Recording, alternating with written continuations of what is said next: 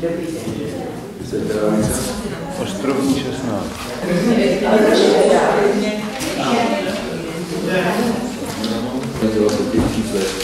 Je to tak.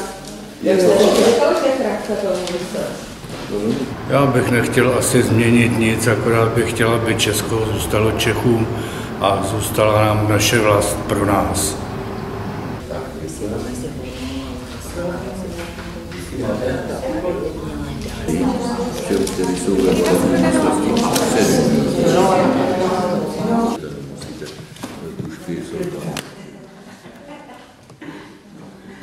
Hrozí to, že v České republice může zavládnout